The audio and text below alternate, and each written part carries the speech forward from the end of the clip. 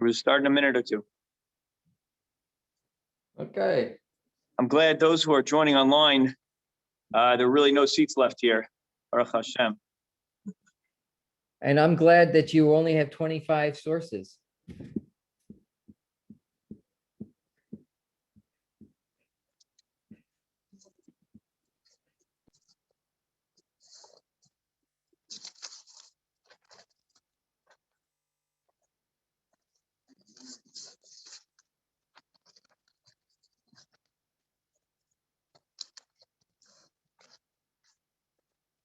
You guys too cold? You all right?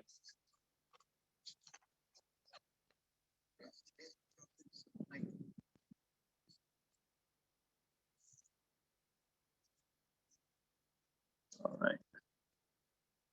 All right. For those who are coming in, I hope you could find a seat. I don't know if it's available.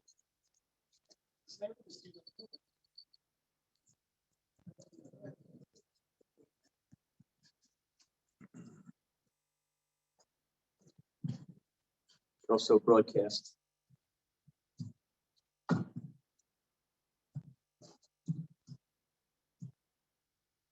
think one thing's clear. We found a new medium that people are comfortable with.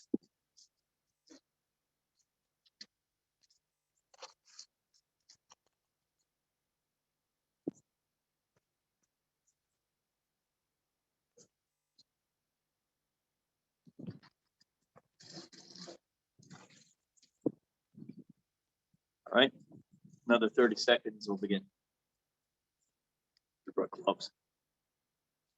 Anybody does the Bernie Sanders outside with the gloves?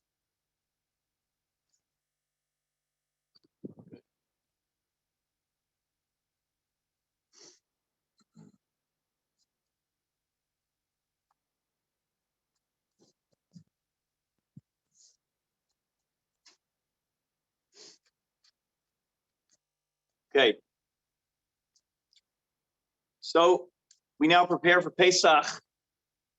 Shabbos Hagadol has been moved to the week, so we can accommodate for people who want to watch online, watch recording. Little compromises, but it's an era of compromises. I want to share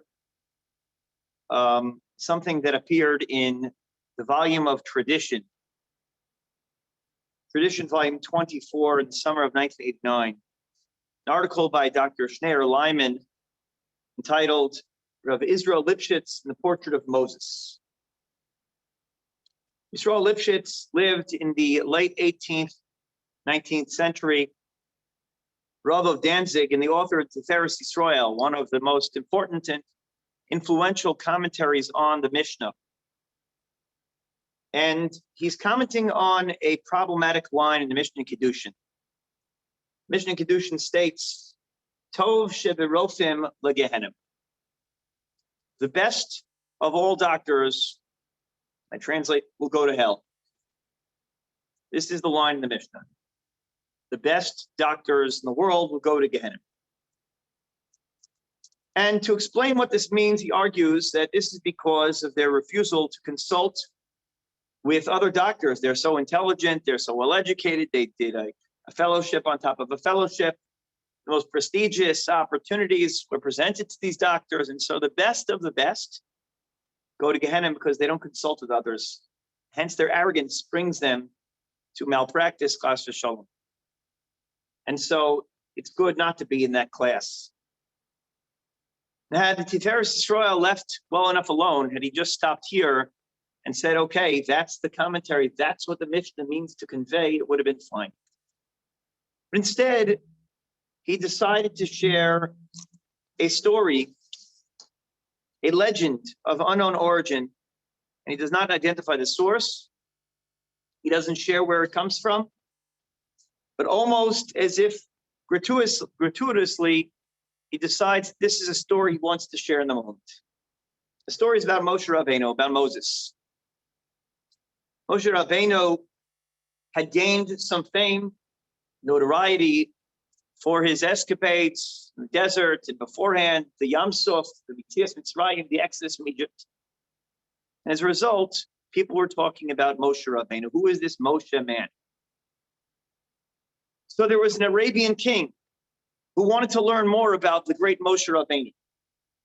And so Moshe sends an artist, the Arabian king sends an artist to the camp of the Israelites to draw a portrait of Moses, with orders to paint the picture of Moses, to return and to share this image with his people.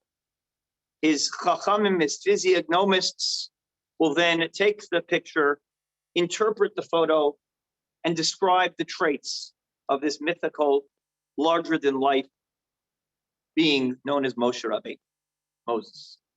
Anyway, the artists go, they come back, and they paint Moshe. These are the most talented artists in the kingdom. And they depict Moshe with a picture that is accurate, like a modern-day photograph, or so they describe. And they come and they share the photo, and the Chachamim describe Moshe based on his appearance as being greedy, capricious, arrogant, and indeed evil to the core. The king rebukes his physiognomists, and he said, there's no way that this is the legendary Moses we've heard all about, as you are describing, as depicted in that picture. But they insist that they don't make mistakes. So the king goes and yells at the artists, surely you erred in your physical depiction of Moshe Rabbeinu. The artists say, we've never made a mistake. We performed our duties accurately. A dispute breaks out between the artists and the physiognomists, and they go back and forth. And so the king decides he'll go to the camp of the Israelites to resolve the matter for himself. And he visits the camp of the Israelites, and lo and behold, Moses appears exactly as he appears in the image. He says, how could this be? I sent my artist to depict you, and the way the Chachamim interpreted the image, it seems that you are not what the myths describe you as. You are not this person of incredible milos, incredible midos. You are not the person of legends. How could it be? Moshe assured the king the physiognomists were as competent as was the artist. In fact, Moses explains that by his very inclination, he was all that which the Chachamim described, and even worse. Only sustained self-discipline, sheer determination had enabled Moses to overcome his natural inclinations and to attain a stature of glory that were now his. Like Moses, concluded Rav Yisrael Lipschitz, Tov sheberofim legehenim, the best of physicians must be prepared to overcome their bad traits, their greediness, their arrogance, their sense of self-centeredness, and they must overcome these traits in order to attain glory. The story, as I said, doesn't need to be in the Mishnayos. It doesn't have any known origins. There are source sheets in a box over there. There are no known origins for this story. But what we do know is that the Tiferes Yisrael, by sharing this anecdote about Moshe Rabbeinu, created a lot of controversy. How could it be? Moshe Rabbeinu being described as being greedy, arrogant, vicious, evil? A Rasha, Moshe Rabbeinu, the very definition of tzaddik, Yesod Olam, and yet he is described by Tiferes Yisrael, a celebrated commentary, modern commentary on the Mishnayos, as being a Rasha, as being evil. Can't be. In fact, it created such controversy that many suggested that this Mishnah, this story as depicted in the Mishnah, needed to be edited out. In the Sefer Midei Chodesh Bechodsho, it's called Pirkei Zichron L'Chodshei Yisrael. If you're following along in the sources, source 2, Rav Yehuda Leib HaKohen Maimon, who was the first editor of Masada Rav Kook.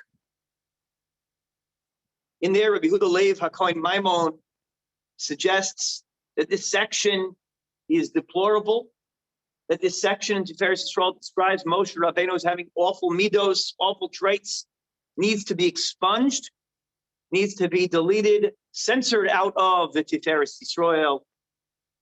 And along with his suggestion, he describes the many midrashei Chazal that share an image of Moshe as being someone who is tov to the core. When Moshe was born, the house lit up with light. And they looked at Moshe and they said, B'nei tov. Oh, behold, Moshe is exceedingly good. He's exceedingly beautiful and holy. Ein tov el tzaddik. And he quotes Medrash after Medrash describing how Moshe was filled with every virtue from the get-go. And anyone who describes Moshe as anything less than a pure, pristine tzaddik from the day he was born is a heretic.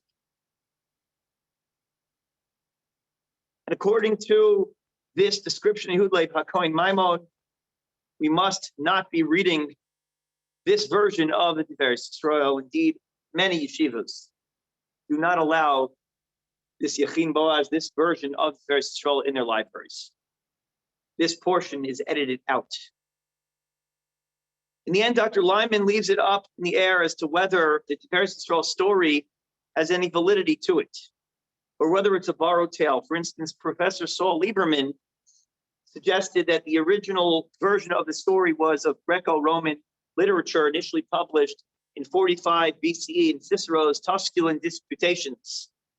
But whether or not the story has any veracity, whether the story is true, I think is beyond the point. The real point is, what do we do with texts that make us uncomfortable? Do we expunge them from memory like the KGB? Do we rationalize them or explain them away? Indeed, there are those who suggest that the tale reflects the truth. And so even if it is a made-up story or a borrowed tale from folklore, it's something that we should share and which should celebrate. Rav Chaim of Chernovitz in his Siduro Shel Shabbos writes, "Chaviv lifnei HaKadosh Baruch Hu zeh nolad b'mezeg hara v'nene me'gil she'iga v'tarach atzmo b'mitzvos." Praiseworthy are the people who work their whole life to overcome their evil urges and become model citizens and become people who are upstanding and admirable in every trait. Moses was born of evil nature, says this Siduro Shel Shabbos, even long before Tiferes Yisrael published this mysterious origin story. But with great strength, he fought a mighty battle in order to overcome his nature. He ultimately became a spiritual being entirely. On the other hand, there are those who suggest that when something like this presents itself before us, we cannot accept it. The notion that our great and revered leader is anything less than unflinching and perfect challenges our sense of religious comfort. We're living in unprecedented times. I'm not speaking about the pandemic, but something deeper and more frightening. A great reckoning that is leaving behind no prisoners, and one which has been born out of good intentions, but now threatens to topple every institution it professes to support and endorse. What has become known as cancel culture. The above illustration is only one example of many of rabbinic revisionism erasing that which you find uncomfortable or insulting, but it's a good starting point for a conversation. For so many who are offended by that portrayal of Moshe as depicted by Rav Yisrael Lipschitz, they find the notion of deleting U.S. history, statues, flags, names from institutions unacceptable and un-American, and yet they're willing to delete Moshe's depiction of being less than perfect from the Mishnah because it offends their own religious sensibilities. We're going through a time which every beloved institution is being called into question. 5 years ago, I gave a series still found online, I don't plan on deleting it, called The Ethical World of Dr. Seuss. Could you imagine anyone putting out the name Dr. Seuss and the word ethics in the same sentence anymore? And he's the latest, but there will be more. And his works weren't perfect. Some of his depictions are grossly problematic, the modern lens, and I'm not concerned with whether Dr. Seuss is a good man, a bad man, or something in between, or simply outdated, or product of his time. I'm not even saying we should broadcast the offensive images for undiscerning young minds. I'm more concerned with the reflexive approach to anything we don't like and pretend, therefore, that it doesn't exist. Many of you are probably shocked to learn that Pepe Le Pew, that favorite B-rated cartoon actor in Looney Tunes world, who normalizes rape culture, has been cut from Space Jam Part 2. Mr. Potato Head is now on the chopping block, no pun intended. He already was the most progressive toy ever invented because you can assign any gender you like to. But he's a mister. None of these are particularly important characters or symbols of themselves.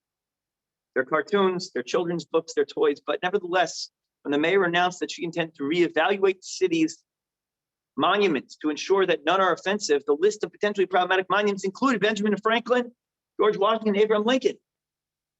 And where does it end? And moreover, what price do we pay at the end? A little while back, an article appeared in the Forward, a Jewish newspaper.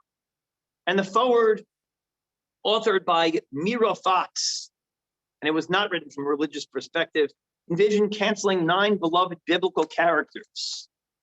You take a look at source 5. She writes that Jacob was manipulative. He was, quote, a terrible father and husband. And every time you think he's turned over a new leaf, he lies to someone again. And David, I'd say the biggest no-no here is the whole situation with Bathsheba, as immortalized by Leonard Cohen in Hallelujah. She knows her music. She doesn't know her Chumash so much. I don't really care how much you regret and apologize for sleeping with someone's wife, impregnating her, and then sending her noble husband to the front lines of war, that he will die without ever finding out what you did. Sorry, some things are just too bad to come back from, says Mira Fox. Mordechai basically sold his needs to the concubine. Jacob's sons, except for Joseph and Benjamin, are guilty of taking their brother, right? Stealing him and selling him away. Human slavery. Their sister Dinah, of course, she was raped, and that's bad. But I'm going to simplify the situation to the ethics of our time, which would probably not have taken Dinah's desires into consideration. He also wanted to marry her, which should have fixed the situation. The guy's in love with Dinah. I'm willing to do anything to marry her. So the brothers demanded everyone get circumcised in order to marry the sister, and then they slaughtered them, which incidentally probably doomed Dinah, since it's unlikely she could have found a new marriage. And she goes on and on. She continues to attack Sarah Imenu for abusing Hagar, Jeremiah, and Ezekiel for their sexist language. Wait, even God, for the global pandemic. Yes, the 9th and final biblical character that Mira Fox wants to cancel is God. Kadosh Baruch. I wish it were satire, but it's not, because this is the end game. All of this. It's likely not. It's likely to be the end result, because no one is immune. Nothing is sacred, all because no one is perfect. And there's no better time in history to speak about this subject, and no more appropriate holiday than the holiday of Pesach. There are many themes in the holiday of Pesach that hinge on this idea of cancel culture. The first is bittul chametz. What is bittul chametz? Gemara tells us, source 6, bedikas chametz midrabanan. To search for chametz is a mitzvah derabanan. The midoraisa bittul be'alma sagile. That from a Torah perspective, all you have to do is nullify the chametz. You have to eradicate. You don't have to actually search for it. What is bittul b'chametz? What is the eradication, the removal of chametz, or the canceling of chametz? How do we cancel chametz? Rashi tells us, Tashbisu eloksiv tivaru v'ashpasa delayed yashpasa. All you have to do is remove chametz from your heart. Cancel it in your heart. Tosos disagrees. Famous Machloka says the Tosos, source 6. Tajlarid ayashpasa avarahi v'lo bitul. Hashpasa refers to burning the chametz, not being mevatel. And therefore, the only way to get rid of chametz is to burn, is to completely destroy it, to eradicate it from existence, to ensure that it is not there, that it's not present physically, not just out of your mind and out of sight. I would suggest that in this machlokas is an important machlokas about exactly how we remove things that we don't want from our lives. According to Rashi, it is sufficient to simply wish it out of existence. I could be staring at a piece of bread in front of my face, and if I say, it's not there, you're dead to me, bread, the bread ceases to exist. Whereas according to the Tosfos, that's not enough. We can't just do that. If we want to get rid of something, you better make sure it becomes dust of the earth. It's not enough to will something out of existence. You have to actually make it not exist. Bichlal. One of the most frightening aspects of canceling something that you don't like or find convenient is that I could decide one day, you are in my life, you exist in my world, and the next minute I will you out of existence. Bitul belayt. You were my friend, you were my celebrity, you were my star, you were the person we all looked up to. But the moment I stamp a cancel on your face, you could be there, but you're not really there. Bato ke'afra da'ara. A Tosha says we don't cancel like that. We have to eliminate something physically. Second illustration of canceling in the holiday of Pesach, and I think the more profound one, spend some time on, is the Russia. Ever there was a character, person written off of the pages of Jewish history, it's the Ben HaRasha. Mechilta tells us the story of what happens to the contrary son, the evil son at the Seder. Rasha Mahu Omer. What does the Rasha say? Maha'avoda hazos lachem v'lolo. The Rasha asks his father, what is this avoda? What is this thing to you, this work? He sees, by the way, he borrows the term avoda. Realize how negative it is. Avoda is what we did in Mitzrayim. We were slaves. He borrows that terminology. He says, what is this work to you? He calls mitzvahs work. He equates a mitzvah with what we did in Mitzrayim. And the Rasha says, Ma'avoda zos lachem, chem lolo. To you, but not to him. Lafisha hotzias atzmom neklal kalfar be'ikr. Who cancels the Rasha? He cancels himself. He cuts himself out of the picture by saying, this is not my story. This is not my history. Afateh, atah, you should blunt out his teeth and be sharp with him and say to him, leave ilolacha. Hashem took me out of Egypt, but who did he not take out of Egypt? You. You who cut yourself out of the picture, you're not part of our story anymore. You're canceled. Now I could say that we're just rebuking him. We're dealing with him sharply. But take a look what the Baal Haggadah does. The Baal Haggadah takes the source material, the medrash we just read, and changes a few words so delicately. The Haggadah says, li velo lo, not li velo lecha. What Hashem does for me, he took me out, but not him. Says the Haggadah, the Ma'aseh Nitzim, Rav Yaakov of Lisa, how could we be so cruel to the Rasha? He's a chutz ben yak. That's why. When someone asks a question, a brazen manner, who doesn't really want an answer, we don't give him an answer. We pretend he's not in the room. We turn our attention to the other son, the She'enu Yodea Lishol, who wants to ask a question, he doesn't have the words or the chachma, the wisdom. We turn to him and we say, Hashem took me out of Egypt, but not him. Instead of saying not you, Rasha, we say not him. We're not talking to the Rasha anymore. He's not in the room. We're ignoring him. We're canceling him. The Haggadah changed the lashon of the Mechilta from reading a conversation between us and a child and cutting him out of the picture. He has been excised from the conversation. He's been canceled. If you think I'm making this up, look at the Rambam. The Rambam writes in source 9, mitzvah lahodia levanim va'afilu lo shalu. You have to tell your sons, even if they don't ask, which child is that? The one that doesn't ask. That's one. If he based on the mental acumen of the child, the parents teaches him. If he's a minor or he's not intelligent, which child is that? The Tom.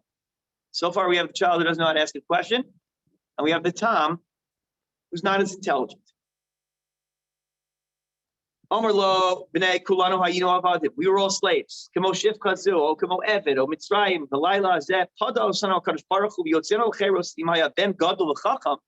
he's an adult or wise, what do we do with him? Treat him with a level of intelligence. We engage him with intellectual rigor. And the Rambam finishes halacha. He named 3 children. Who do you refer to? The one who doesn't know how to ask a question, the Tam, and the Chacham. Who do you forget? The Rambam deletes the Rasha from the Seder. The Mechilta said we have a conversation with him. The Haggadah changed the conversation and ignores him. And the Rambam codifies that. The Rasha is not in the room anymore. Yaakov Perlo, one of the Gedolim we lost during the Corona period, known as the Novominsker Rebbe, Zatzal, great genius, was viewed as the Gadol for the Aguda community in America. Quotes this Rambam and explains in source 10 that he neither warrants nor receives a response. The Rasha doesn't deserve our attention because he cut himself out. And the discussion on this night includes only those willing to be part of the experience. There is a difficulty with this discussion, though. Why does the Bala Gada include the Rasha among the other sons if he doesn't merit an answer? If the Rambam cut him out, why does the Gada put him in, but we don't talk to him? Perhaps the answer is that while he doesn't merit an answer, the question that is asked, no matter how brazen, should not be left unanswered. We don't speak to him, but his question must be addressed.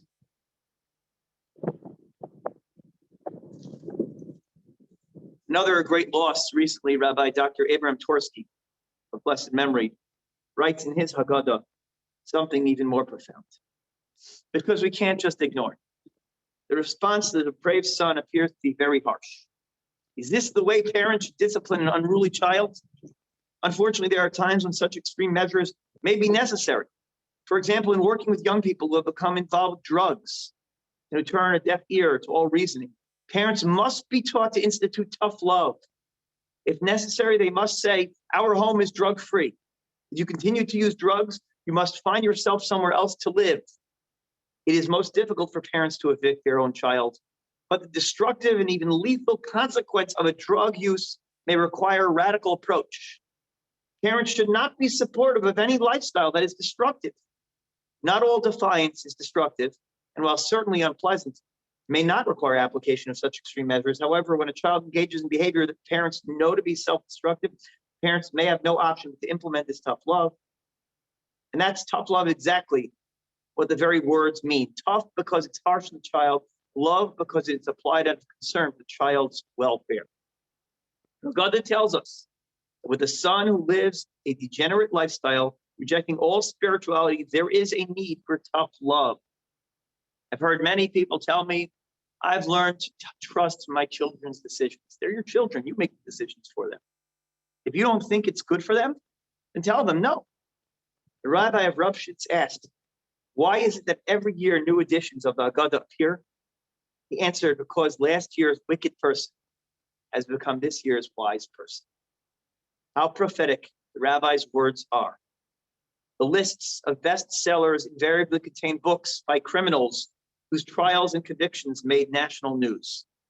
Last year's criminals are this year's wise men. And so I think that's the answer. We cannot accept his behavior.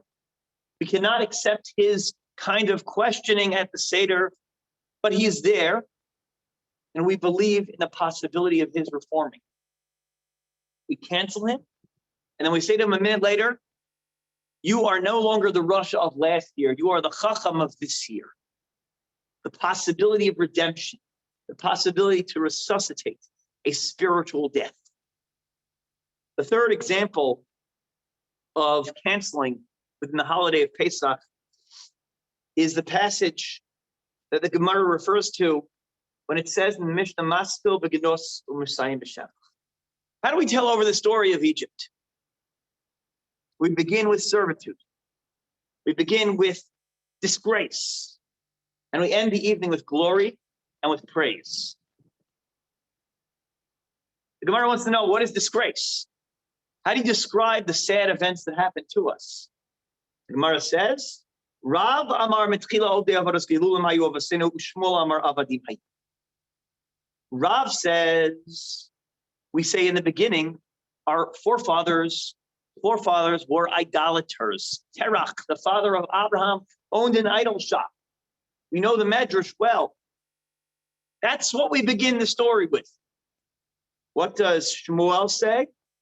You want to talk about shame and disgrace? Begin a little later in history. We were slaves in Egypt, and God took us out with a mighty hand. Now, what is this debate really about? So one could suggest, like the passage in source 15, Asufat Ma'arechet, Rav Goldvich Zatzal, the Rosh Hashiva of KBY, that all of this argument is really about Heichan Masril Hagenus. How far back in history must we go? Do you go back to Egypt? Or do you go back even further to the time before Abraham? Where does our history begin? Where's our prehistory? But if this is just a debate about history and how far back our history goes, how far back we have to go in our Eden, then why don't we go in order? Why does our Seder start with Avadim Hayinu? And then later on, source 16, we go Mitchilo De'avodah Zarah V'Seinu, because the Rambam says we codify both Rav and Shmuel halacha. We have to bring both models of Genos, both models of disgrace into our avoda. We go back into history, but then we go back even further in history. If you were recalling a historical event, you would start with Terach, the father of Abraham, then you would take the Jewish people forward a few hundred years to Egypt, and then you would take us out of Egypt. Why go in reverse? Why change the order? I'd like to suggest that maybe the debate is a more profound one. For what are Rav and Shmuel really arguing about? If you say that you have to begin with Avadim Hayinu, that's the definition of disgrace, then your definition of disgrace and shame is when you were a victim. Because what really did the Jewish people do wrong by being enslaved? Some will answer, based on the Medrash, that we deserve slavery because we sold Yosef to slavery. That is one approach. But other than that, there really is no shame in being enslaved. But some say that is the definition of Genus. I was a victim. And that's embarrassing for some people. And that suffices for some people. The opinion that we have to go all the way back to Mitchila Odeh V'Rozar Yovosenu, it was to go all the way back into history that our forefathers were idolaters, means that shame is not just the shame of being a victim. Shame is the shame of being wrong. We did something that was not correct. That takes a much bigger person to talk about. It's much harder to confess your follies and your flaws than to confess the moments that you were a victim. There's a whole subculture now that celebrates, and I'm not suggesting, God forbid, that any of those aren't real, but there's a whole subculture that celebrates victimhood as a virtue in of its own. But that's not enough for the Jewish people. Being a slave in Egypt is not enough, Genus. We have to declare that we actually did things that were incorrect, that we're embarrassed of. Not just, I got a flat tire, but I put a nail in someone else's tire. There are things we did that we are ashamed of. And part of the redemptive process is to go back in history, even to those moments.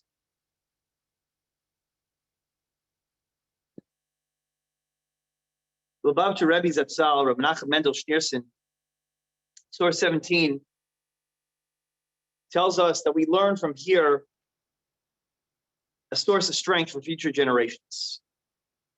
Because even our forefathers were initially idol worshipers. Yet in an instant, we could turn into a life of holiness, because now God brought us close to his service. So to every Jew, wherever and however he or she may be, even if, God forbid, they have committed a sin and departed from God, they have committed a sin and departed from God, which is considered like idol worship, can nonetheless become closer and turn to holiness in one moment. Change from being completely wicked to completely righteous. How do we revisit our past on Seder night? How do we deal with things that we're embarrassed about? Do we hide from it? Do we ignore it and just talk about things that happened to us and say that's our shame? Or do we say, you know what? I'm not going to cancel my past. I was who I was. I'm not proud of it. But this year, I'm not the Russian. This year, I'm the Chacham. This year, I'm a different person. The Gemara tells us, Amar Rabbi Elazar,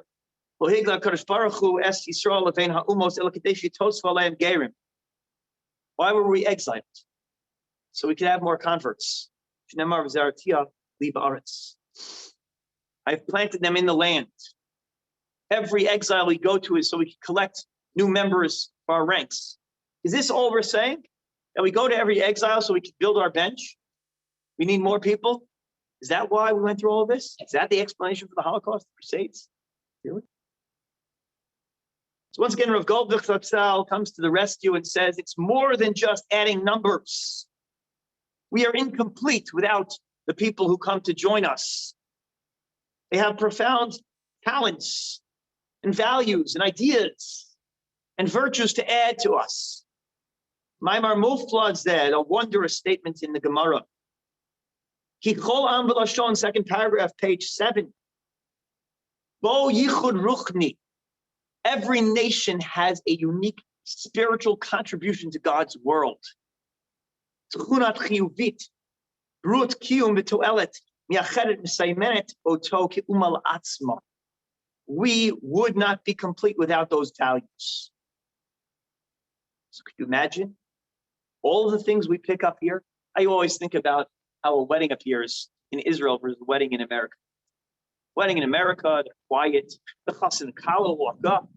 They shut off their cell phones. There's respect. They stand up for the grandparents. A wedding in Israel, everyone's talking, smoking. It's a balagan. Someone once said to me, why don't we borrow that from America? Absolutely. And everywhere we went, there's a virtue. There's something good to add on to the way we think and see the world. And what we are going through, by the way, is not a bad reckoning. Because every advance towards the way we look at men, look at women, the way we look at race, the way we look at other things like this, it's bringing us forward to a better place. It's being most new values onto who we are. And if we didn't think about it because we didn't have time to think about it because we were running away, or we didn't think about it because the world wasn't ready for that awakening, as Rav Kook would say, now we are. Now we're advancing. But when you advance, you don't hide from who you were.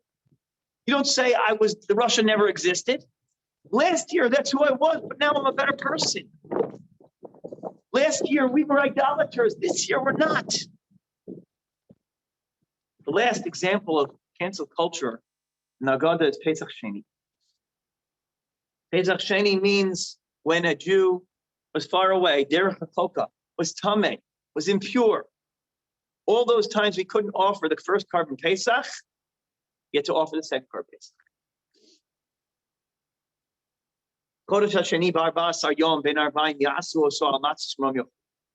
You eat it once again with matzah, with maror.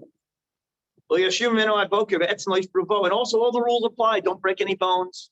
Don't leave over any until the morning. The Torah says that if he couldn't do it, he will be cut off, excised. Kares, the very definition of spiritual cancellation. If you don't offer the carbon Pesach, there's a dispute. I don't want to go into too much depth. It's a little bit complicated. In the Gemara, source 21, those learning Daf Yomi just covered it recently. As far as how we view that cancellation, let's say you willingly missed the first time around. You missed the 15th of Nisan. You say, I'm not going to do the carbon Pesach. Could have done it, but you decide you're not going to do it and catch up on some Netflix series instead. Okay. You get kares, you get cut off spiritually. You are excised from the Jewish people. You get erased from the pages of history, so to speak, as far as the carbon Pesach is concerned. But you have another chance. Wow. As the Rebbe said, second Passover teaches us that no situation is ever completely lost. You get to resuscitate yourself and try again. Well, what do we do? Here's the Gemara three-way dispute. If you miss the first one, right? Let's say one is liable to receive kares for refraining from observing the first Pesach. Similarly, one is liable to receive kares if he intentionally refrained from observing the second Pesach. That's Rabbi Yehuda Nassi. Rabbi Nassim says one is liable to receive kares for refraining from observing the first Pesach, and one is exempt the second Pesach. The third opinion of Hanania ben Akavia says, even for intentionally failing to observe the first Pesach, one is liable to receive kares only if he intentionally fails to observe the second Pesach. What is the dispute about? Is the first Pesach connected to the second Pesach? Are they two separate holidays? Is it a do-over which essentially erases the existence of the first one, or is it attached by the hip?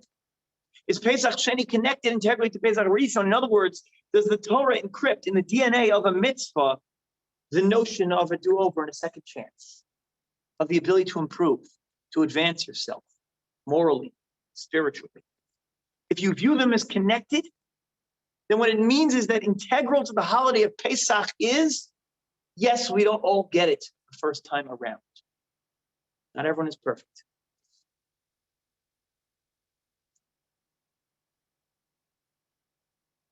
I'd like to take all of these ideas and try to put it all together the last few minutes.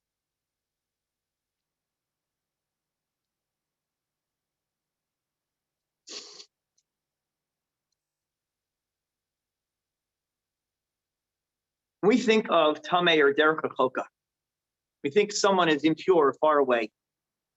We often don't imagine giving them a second glance. Maybe we let them in the back door after the fact. But on Pesach, we are encouraged to grant access to the most defiled and distant person. Only there is one difference in observance of Pesach Rishon and Pesach Sheni. What's the only difference? Those who observe it today know there's a minhag. You put matzah on your table, 15th of Iyar, and what else do you put on your table? Chametz. You're eating matzah and chametz. The first time around, we only accepted those of pristine character, those who were able to be present on time, those who didn't pass by willingly or unwillingly in the funeral. Pesach Sheni, we accept the offerings of those who bring some matzah and some chametz to the table. We don't reject them. We don't say there's something I don't like about you, and so you've been written off. The main problem with cancel culture isn't that it asks us to examine our past. It's that it doesn't ask us to examine our past. It's so unforgiving that it rules out the possibility of improvement. It reinforces the corrosive notion that you have to have everything right and perfect the first time around. And that's so un-Jewish. It's so inhumane. It's tremendously wasteful. Allow me to give you an example from the world of psychology. Let's say an example that is written up in various books. Let's say you go to the refrigerator and you notice that the item you wanted was room temperature. You reach in, you touch it. So what do? It should have been chilled and it was lukewarm. So how do you address the problem? Well, you begin to check the outlet with other appliances, or the refrigerator in an alternate outlet. You might check the circuit breaker and see whether the fuse has been blown or the breaker has been tripped. And all this is based on the initial assumption, namely the power in the refrigerator has been cut out. But now you return to your initial assumption. And you return to the refrigerator and you notice, wait a minute, the light is working. And the ice maker is working. And all the other items in the fridge are still cold. And you now have to revisit the initial theory and revise. Perhaps the item that was warm was not really sitting there very long. And you reach for another drink in the back. And lo and behold, you discover that it is in fact cold. Wow. Because you were on the verge of throwing out all the perishables, the milk, the cheese, the meat, the fruit, the vegetables, and the refrigerator too, for good measure. You were going to throw it all out because you couldn't think again. You couldn't revisit an initial assumption because you had to have it right the first time. How wasteful that is, and how absurd that would be. The fantasy that everything we had to do had to be perfect. I'm going to quote from two totally disparate sources, of profound wisdom nonetheless. Malcolm X once said, "Don't be in a hurry to condemn because he doesn't do what you do, or think as fast as you, or think as you think or as fast. There was a time when you didn't know what you know today." Great quote. Cardinal Timothy Dolan, from the other side of the world, and still in the living. Our children need to know their country's past, its normative figures, their virtues and vices, That's how we learn and pass on our story. There is no more effective way to comprehend America's history of racism than by reading Huckleberry Finn or the short stories of Flannery O'Connor. My own mom kept a photo of her parents hanging on the wall of our house. Her dad, my grandfather, was an abusive drunk who abandoned his family. I'm glad we got to know of him, the good and the bad.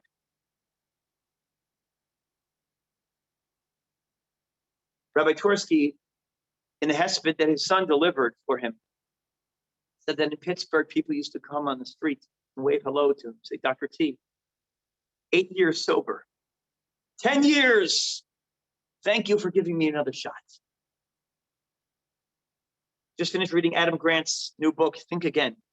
The very premise is that it behooves us to rethink our earlier assumptions. And all sorts of useful pieces of advice in the conclusion, as far as how we can escape the trappings of getting locked in a fixed mentality. How to move away from the notion that our first idea had to be the best and the only one. He suggests that people shouldn't ask their kids what they want to be when they grow up, because that could cause a curious and growing mind to become locked to only one mentality and one modality. And that means that they can't change, they can't be multiple things. The pedagogy of the Haggadah is all about thinking again, asking your children to ask questions, to undermine assumptions, to revisit their past, to grow, to assert that last year's person was someone they don't want to be this year, that that's okay. The idea that all of the above illustrations convey is that our past wasn't an error or a glitch in the program, a deep and profound, rather calling how to reconnect. Yes, we get rid of the chametz, but we require physical disposal of chametz, because we don't believe in the notion that bittul b'leiv in the heart is truly effective. You can't cancel someone in your heart. And yes, we cancel the chametz, but not the Russia, because last year's Russia is this year's all-star. And we don't cancel our past because we're impure, far from home. Pesach Sheni teaches us anything, it's that we aren't creating a new chiyuv. We are instead finding meaning, the old one. The next time is an extension of the first one. You're not bound forever by your old mistakes, but you are bound to repeat them if you delete history and you don't educate yourself. And lastly, don't be ashamed of your past, for that too has good in it. We need the ganus so we can experience the Shabbat. Share with you one final Torah that's really touching. Plus, we read in Shir Hashirim tells us, Dodi shalach yado min hachor u'me'ai hamuam. My beloved sends his hand from the hole of the door. You could imagine the history of a couple that's been dating on and off. And the man is outside the door, and she's inside. And she's already maybe put on her pajamas, or as they say in Chicago, pajamas. And maybe, the hair is in the little curlers. And he's knocking at the door. Dodi shalach yado min hachor. Maybe she doesn't want to give him another chance. Maybe she's wrong. Maybe he's wrong. And he's standing there in the other side. He's extending his hand through the hole of the door, reaching through. U'me'ai hamu alav, and my heart is moved for him. Shem Shmuel says, who's the dod? It's Hashem. Shmuel Bornstein writes that the Jewish people are different than Paro. Paro experiences pain of the makot, the plagues, and he relents and he says, I'll let them free. And the moment the pressure is lifted off him, what does he say? Just kidding. You're not going free. We are different. The moment Paro is relieved, he reverts back to a heart of stone. But we experience the void, we experience the emptiness, the pain, the shame, the darkness of our failures. And we are fundamentally different as a result. It reverberates long after that tsar is over. He cites the above verse as a proof text. Our beloved sends his hand to us from the vacancy. God is reaching out to us from the chor, from the emptiness, the place of failure, the place of rejection. If you ignore those moments, you ignore God. We said that was the end game, deleting God. Instead, maybe if we look into those failures, we examine them and see how we could be a better person, lo and behold, we'll find the true meaning of God. look into the darkest, most shameful times, parts we'd rather delete. You're going to see something redemptive, something worthy. Maybe a little bit of chametz, but also some matzah. And I think in general, for those of us who think that this past year has been a waste, we want to cancel 2020. What have you found out about yourself during this time? How have you found God? How have you grown? How much closer are you to your loved ones? And how will you commit to changing the future because the vacancy that has been created, the chor, that God is reaching out from that emptiness. There's a new thirst in the world. It's an awakening. It's a spiritual, moral awakening. We mustn't squander it. Fill them with Torah, with good deeds, shiurim, with values and morals, with coming back into our own as human beings, as menschlich individuals. Come back to shul, open a sefer, open your hearts in a renewed way. Last year I was a Russia, but no longer. Last year I was a slave, but now I'm free. Lefichach anachnu chayavim. Raise your glass in the air and say, we are obligated, lahodot lahalel, to praise God, to thank God, l'shaveach, l'fa'er, l'romein, l'hader, to glorify, to raise in splendor, l'varech, to bless, l'alei l'kales, to praise Him. Lemisha asan lavosenu, the one who did miracles for us, lanu, and for us. Kol anisim ha'elu hotzianu me'avdus l'cheros, He brought us out from servitude to freedom. Miagon l'simcha, from travail to joy. Me'evel yom tov, from mourning to a holiday. Me'afel al-or, from darkness to a great light. M'shibud legeula, and from servitude to redemption.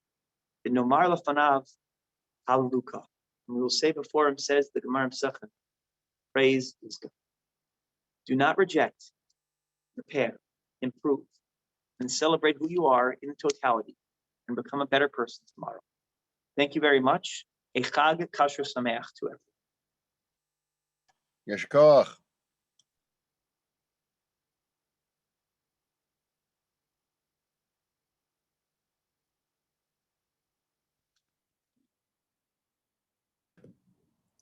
Shkoach. Thank you. Thank you those who joined us online and in person.